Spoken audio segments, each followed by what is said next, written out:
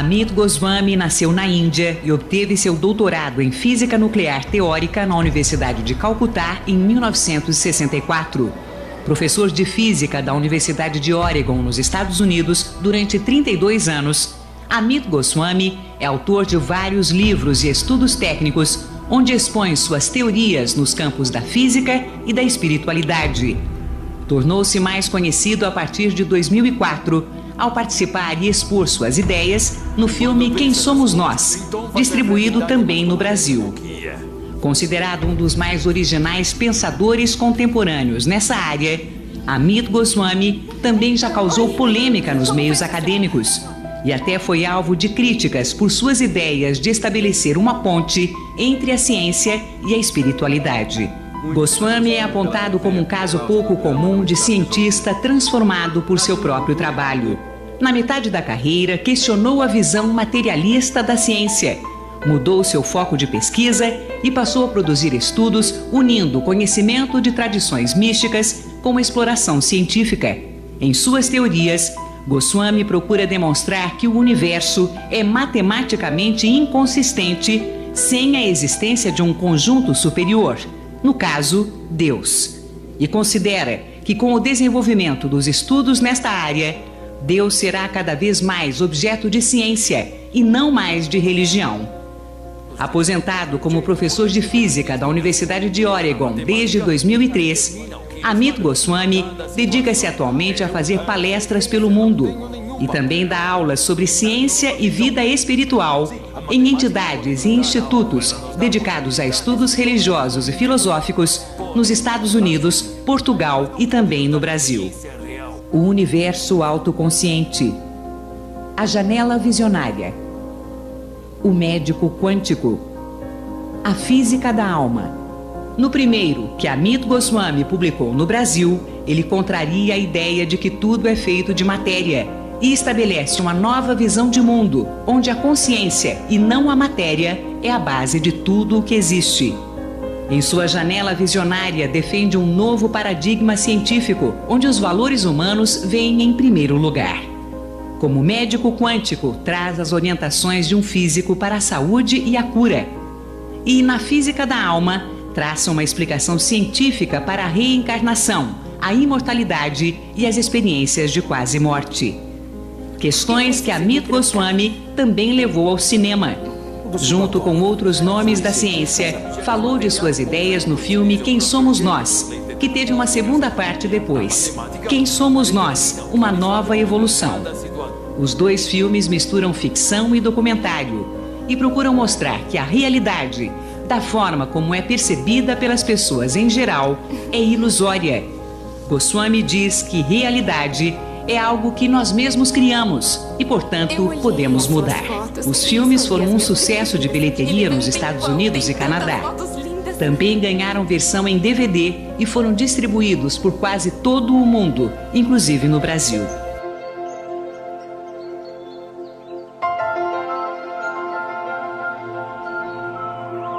Free will is compromise, no question, because this ego I mostly what it intends, what it wills, will always be according to what it knows. It's based on the known. So it's not really free, it's constrained by the known. Freedom is freedom to choose the unknown. But how do you choose the unknown? It's quite simple actually when you think about it, because choosing the unknown means say no to the known. That's the first step. But then begins the arduous journey, which we call the creative journey. It's a process. It consists of asking a question, it consists of preparation, it consists of just sitting on the preparation so that the quantum possibilities can grow. And more possibilities you have to choose from, the more is your chance of finding the unknown answer to the question. And so eventually you have a quantum leap to the unknown. It's always a quantum leap because you are identified with this very local, very individual consciousness. So you have to take a quantum leap to that which is not local, which is non-local. You have to take a quantum leap from the old to the new. So it's a discontinuous transition. When electrons jump from one orbit of the atom to another, it does not go through the intermediate space. This is what we call quantum leap. So you have to similarly take a quantum leap without going through the intermediate places, intermediate stations of your thinking. You have to, you're thinking this now about yourself right now in terms of the known. All of a sudden, you are in a place where it's complete surprise. You didn't know that you were this. It's the aha experience. It's a quantum leap. And that reveals to you your true self.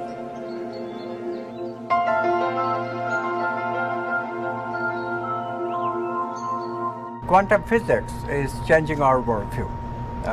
Right now the worldview is scientific materialism, which says everything is matter. Everything is material interactions. Quantum physics is saying that objects are possibilities for consciousness to choose from. So this brings consciousness into the arena, and when you are finished making a logical science based on the idea of consciousness, you find that consciousness is the ground of all being, not matter. So this worldview change has to reflect in our behavior, has to reflect in who we are, in our explorations. Quantum activism is a way of pursuing this idea. It's a way of transforming ourselves according to quantum principles, and also our societies according to the same quantum principles, so that we can grow together to fulfill the evolutionary needs of consciousness. This new science is giving us new ways of thinking about ourselves that allows us free will, that allows us creativity. The old science was constriction, was like a straitjacket in our against our creativity, against our exploration of meaning. The unfortunate fact is that a computer cannot process meaning. So if you believe that we are computing machines, then your meaning exploration is compromised. But quantum physics is forcing us to look at ourselves in a new and different way. It's telling us directly that, look, consciousness can be introduced into science only by recognizing that consciousness is the ground of being, and matter exists as possibilities of this consciousness to choose from. But if matter is possibilities of consciousness, then so can the mind be possibilities of consciousness. So in this way, the idea of consciousness as the ground of being integrates both matter and mind. So not only we can include our material aspects of everything into the equation of life, but we can also include the mental, the vital, the supramental, all these things that we experience internally as feeling, thinking, and intuiting. Those things also can be included. This is a tremendous achievement, but it requires activism. Why? Because the scientific materialistic thinking is very entrenched right now. All our social institutions, economics, politics, education, health, religion, everything is based on this polarization of ideas of materialism versus spiritualism. Is spirit important? This polarization is making us static, rigid. We cannot move. In order to move, we have to become activists. So quantum activism is my answer to all this, and I think it will be your answer too when you realize that this is one way we can bring not only right thinking, namely the right worldview in our midst that includes consciousness, but also right living and the capacity to earn the right livelihood.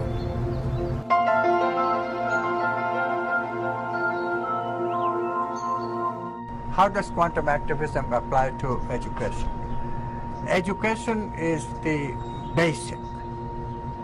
Education is the basic because that's how we grow people to adulthood. Education is about how to develop a child to take care of the needs of himself or herself, their own exploration, and the explorations of society. Under scientific materialism, we live in a more hedonistically inclined societies. We tend to say that there is no meaning, there is no value, and creativity is impossible. If we teach kids with this kind of attitude, obviously the kids will not pursue meaningfulness anymore. They will not have any values to pursue. and in general they will become restless. They will have no rudder to follow. They will have no conscience, and civilization in general cannot be upheld when we educate our kids in valuelessness and meaningfulness.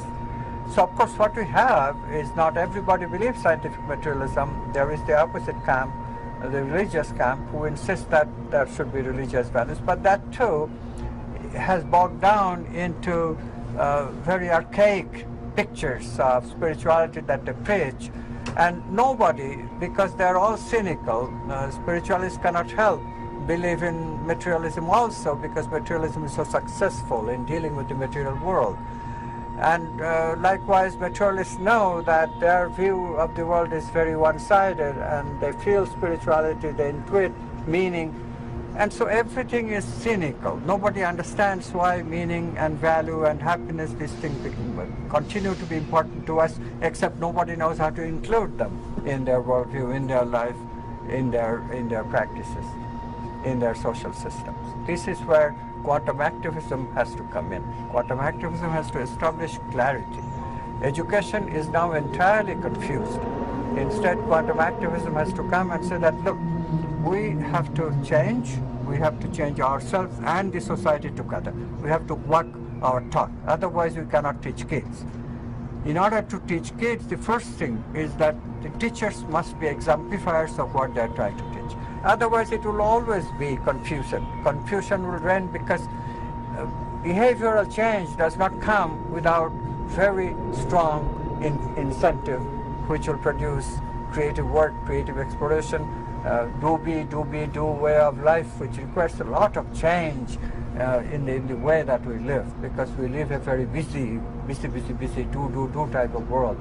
But it's this combination of spirituality and science, the bringing creativity and conditioning together, requires a relaxed kind of focused doing. Almost sounds like anachronism. How can we be focused and relaxed at the same time? This is why we have to teach it. The educational system needs it.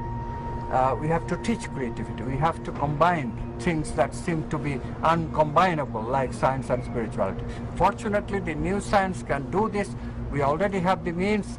We just have to use it in educational system. We have to use it with intention. We have to use it with relaxed focus. And then we will change ourselves and change the world and the kids with us, so that the next generation gets the full benefit of the new paradigm shift.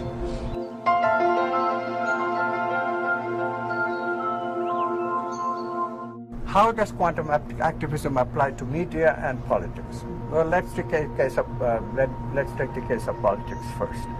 Politics, democracy, was founded from principle of egalitarianism. Why should power be centered in a few people like kings and dukes and the elite? Power should be shared by everyone. People have free will, and therefore they have freedom to explore their life as they see fit. If power is concentrated, then obviously many other people will have to be slaves to the free will of others.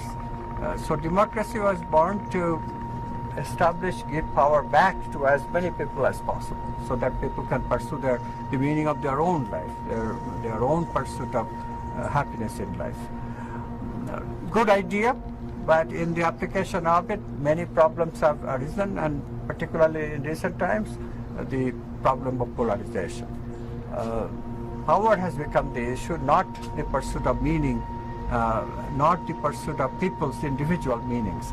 And because power has become the issue, the power is now frozen in one group or another. Both exclude people. One is dogmatic in the favor of primacy of matter, the other one is dogmatic in favor of primacy of spirit. And the two sides cannot talk. How can we solve this kind of situation? We have to bring the message of the new paradigm. The new paradigm, based on quantum physics, is telling us that consciousness is the ground of all being, and both matter and meaning can simultaneously exist as possibilities of consciousness to choose from. When you accept this paradigm, then meaning comes back into politics, And once again, meaning will be served more than who has the power, because power can be used not to dominate others, but powers must be used only to pursue meaning in the life of ordinary people. Media can be very helpful in propagating the message of the new science. Instead, media has become so scared of the establishment, either the spiritual establishment, religious establishment, or the scientific materialist establishment, that media only serves compartments, not the holistic message. So you have to create alternative media. Fortunately, internet has arisen as a wonderful technology where the alternative expressions are finding a place. Not only that, there is already alternative media. Today, the filming that we are doing is with the help of such alternative film producers, and this has to happen. This will bring us out of the grip that the mainstream media has on not only people's aspirations and meaningful explorations, but also on this polarization of politics itself. Because what the media does is that media always plays both sides, always plays this side and that side, so there is no absolutes in the media anymore. There is no truth anymore. Everything can be true and everything can be played with fact-free science and fact-free everything. So we get Fox News, which distorts news, anything goes. The issue of global climate change, for example, it may exist, it may not exist, and media in general has become very equivocal about anything. This could be or that could be. Everything that is presented, the opposite is also presented as fact or as truth. This got to change. The new science gives us absolute values once again. And so if we use new science as the guide, then we can change this attitude, wishy-washy attitude of media, so that media has something to direct, something to guide, instead of just following this side or that side and becoming meaningless exploration of things that nobody knows what they mean.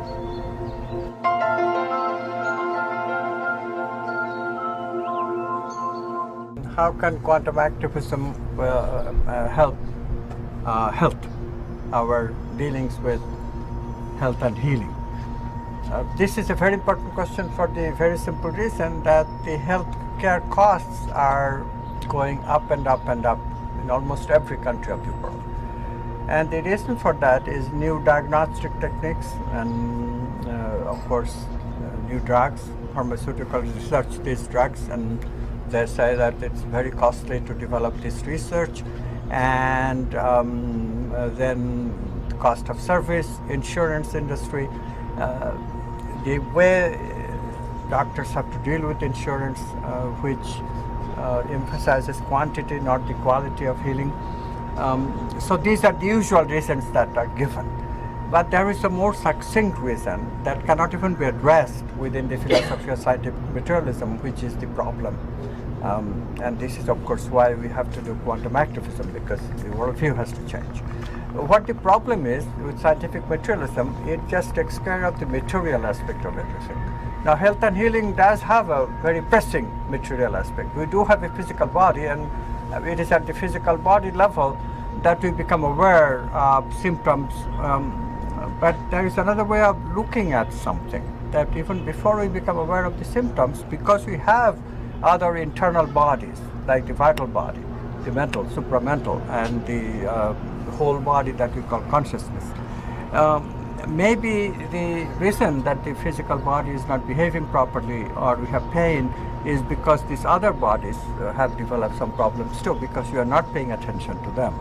This is the idea that variously has led to vital body medicinal practices and mind-body medicine practices, which, of course, materialist scientists, allopathic doctors, they fight tooth and nail because they don't believe in anything subtle. They don't give these things credibility. So this has caused a huge problem in society that can only be solved by activism. We have to insist that, look, this vital body, mental body, supramental body, and their role in health and healing are extremely important. The fact is that alternative energy practitioners, alternative healing practitioners in the by the name of Ayurveda, which is the traditional Indian medicine, then TCM, traditional Chinese medicine, acupuncture is part of it, mind-body medicine, which has been developed in the West recently, homeopathy. These are very accepted ways of healing. They are very effective when they are used properly in the proper context and the proper intention. It is just undeniable that alternative medicine can complement the healing that goes on with allopathic medicine. So the new science is giving us an integrative way of including both allopathic and alternative or complementary medicine. And this is to recognize that allopathy certainly has a role to play when the disease is physical. It even has a role to play when the disease might be occurring in the subtle bodies like vital, mental, or even supramental, or even the whole body of consciousness. In the sense that if there is an emergency where the body is sick because of this disease has percolated into the physical body itself, then of course you have to deal with that first, because if the physical body dies, then there is no other body to take care of, in that sense. But otherwise, we should always attempt to heal the disease at the source. If it is the mental body disease that is eventually causing the physical body disease, then we have to treat the mental body. Or if it's at the vital level, then you have to treat the vital body. This is the idea of integrative medicine. It is a fact that 75% to 80% of our ailments are actually chronic diseases. And it is a fact that in chronic disease, the role of the physical is actually secondary. What is happening is that the physical has gone all right, no doubt from wear and tear, but there is no physical body correction that we can give. There is no physical body cure for organs that have become older and therefore cannot perform their functions, except for organ replacement, which of course is a very difficult process. It's going to stay a difficult process because finding organ donors and rejection problem of the organ, these are very difficult problems to solve. Therefore, we come back to this alternative medicine because the vital body can be adjusted creatively to fit even the deformed, even the old physical organs. To deal with chronic disease, the role of the vital body healing is much more important, because the physical body just cannot be healed very easily except for organ replacement. But the vital body that is correlated with the physical can be adjusted to fit the old physical organs, the worn down physical organ. This is the idea that the vital body practitioner uses. He or she changes the vital body in subtle ways, through medicine or through acupuncture or even through hands-on or hands-off healing, where the vital energy is injected directly to the patient. These methods are very cheap. This is the best part of it. And these methods are not damaging eventually. They don't have any side effect. The problem with allopathic medicine to deal with chronic disease is that the side effects sometimes are overwhelming. People become sick while addressing the issue of pain from these chronic ailments like arthritis. So one should pay attention here that the new medicine, new integrative medicine, really can be used very effectively to deal with medical costs. The other thing that alternative medicine does, or the integrative medicine does, is to bring the subject of personal responsibility into the picture of healing. We have much that we can do ourselves in the way of preventive medicine. If we follow a lifestyle which gives us the proper nutrition of not only the physical but the vital, mental and supramental and the whole body, then we won't get sick in the first place. The physical organs would not deteriorate so fast in the first place, because that's what taking care of these organs does to some extent. It prevents aging. So that is a very important component, and as we learn to be more creative, we can even use our creativity for healing ourselves through a process that is called quantum healing. There are plenty of evidence today that there have been spontaneous healing of people without any medical intervention whatsoever. Deepak Chopra has called this quantum healing, and we can learn it. We can all practice it with the same kind of creative process that creatives use to create great art and great sciences. We can now use it for great healing. For example, healing of incurable cancer, terminal cancer. So in this way, the prospect of the new integrative medicine is enormous, but we have to use quantum activism to instill it in our society.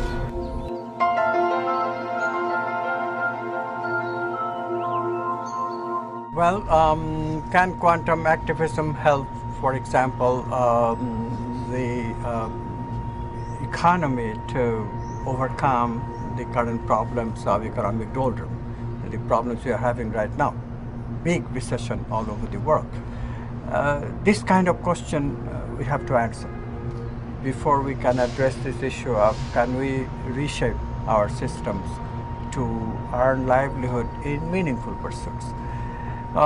So let's get back to how capitalism was founded by its founder, the great Adam Smith.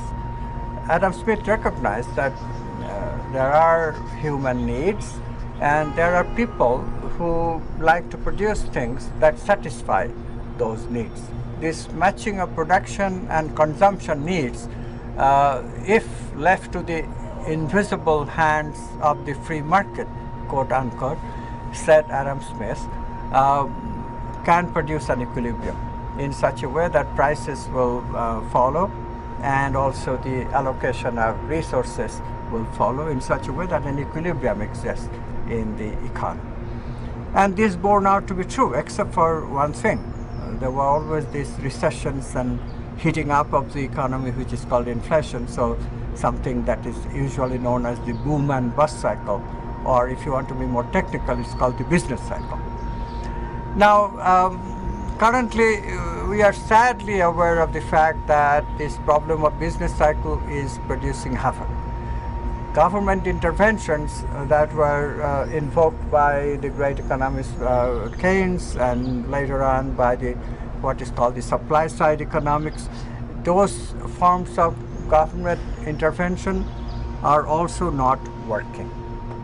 They are not working because there is an innate difficulty with Adam Smith's style of economics, although the basic idea is correct. Adam Smith addressed only the material needs of people. But actually, as Abraham Maslow pointed out some 50, 60 years ago, human needs go way beyond the material needs. We have 4 kinds of experiences and we are conscious. So this actually produces 5 different kinds of needs. The first one is the vital energy needs, feeling needs. We feel this world of vital energy. And we have to fulfill those needs in terms of getting nourishment in the form of vital energy. Then we have needs of mental meaning. Mental meanings have to be explored, have to be satisfied, and that's a need that needs to be produced and consumed just as the rest of the economy. And then we have supramental needs, values. We need values like love, beauty, justice, truth, and goodness in order to feel satisfied. Unless we explore these values, we are not satisfied. And so the value needs, and then finally the spiritual needs, the needs for wholeness. We need to be happy above all. And happiness, health, wholeness, these are all connected concepts. One leads to the other. And all can be fulfilled by paying attention to the whole being, not separate from anything, no seam, no boundaries. The capacity of being that in that entire being that is consciousness. How can economics be developed which not only addresses the material needs, as we do plenty today, but to also address the other needs? This is the idea of spiritual economics. So it begins with the production of the simplest of all this subtle economy, to to produce vital energies. The technology of vital energy is the biggest technological news if you are open to it. The idea is to recognize that the various things that we take for nutrition, food, various things that we take as drugs to heal ourselves, these things are devoid of any vital energy aspect. They are just material extraction from the natural food or natural drugs that we know of. The idea somehow is that if we can refine these natural foods, they will be better for us. This is the idea of scientific materialism, which says molecules are it.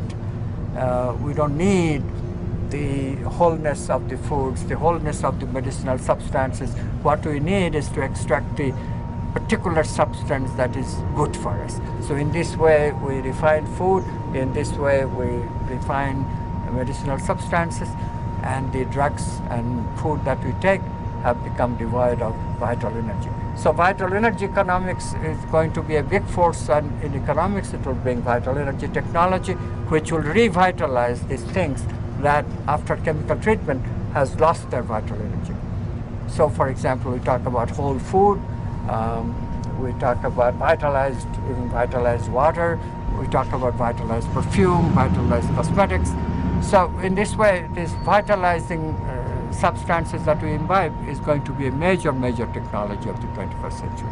And then of course meaning and then values, these things are in further future. But one should note that we already have institutions like educational institutions which provide us meaning, and also the institutions of religion which give us value. But these things are not part of the free market.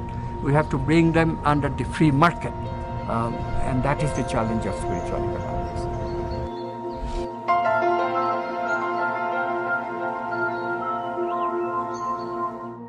What should quantum activism do in connection with religion and spirituality? There is also an associated question, because we, in a sense, the new paradigm based on quantum physics and the primacy of consciousness has integrated science and spirituality. This brings up the question, in view of the fact that spirituality is scientific, do we even need religions today, which used to in the olden days teach us spirituality? Both questions can be addressed simultaneously. The separation of church and state that democracy indeed accepts is the idea of secularism. We should keep church and state separate. It was very important in the 18th and 19th century, where indeed one faction of religion could monopolize spiritual practices and spiritual explorations of all people. And of course the idea is that people are different. We need a multiplicity of practices for satisfying the spiritual needs of all people. So we created this idea of secularism. But eventually secularism itself became a barrier, because we cannot even teach things that are really spiritual and scientific, rather than religion and sectorial. Example is meditation. Example is prayer, which is non-sectarian. So the new science is telling us that we should modify this idea of secularism. We should still keep religion out of the affairs of state, and state should not sponsor any specific religion. That part of secularism is good. But we should introduce spirituality back into our educational systems, back into the systems of state, because that only subscribes to a scientific aspect of our being. We are spiritual being. We have an incentive towards investing into spiritual wholeness, happiness, holiness, and all that stuff. So this idea, a post-secularism, has to take shape. I also must say that look what is actually happening in the political scene because of these misunderstandings of spirituality and religion. What is happening is that scientific materialism has made quite a substantial part of the society into atheists, because they believe in the supremacy of matter and primacy of matter. So naturally, religions have become very defensive, and they have gone back to their fundamentalist roots, and these roots are archaic. They often come with very archaic beliefs which are not only not scientifically tenable, but really hampers us from further evolution and growth. For example, the idea that God is separate from the world, dualism. Dualism is not a scientifically accepted idea, but dualism also prevents us from really using the idea of God, using the idea of that there is a causal force in our life that is not materially sourced and materially directed. If God is separate from us, then we cannot obviously use the causality that comes from God in our life with our own volition. The distinction of free will and God's will, human will and God's will, is a disastrous idea. So the new science tells us that there is only one source of free will. You can call it God if you wish, but in the new science we call it non-local consciousness.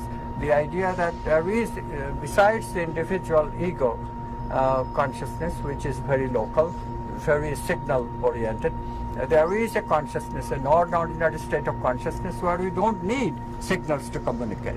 We are interconnected already. And this is what spiritual traditions call God. We now can call it non-local consciousness. Non-local because it does not require any signal.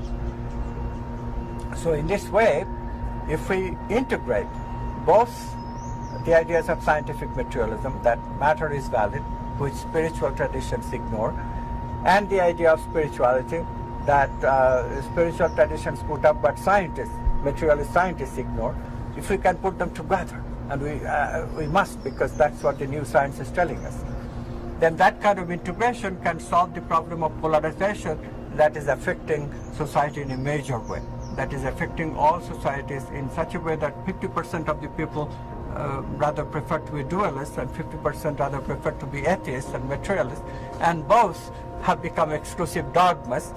The new science can integrate, it's inclusive, but who is going to hear? Because both sides are so polarized.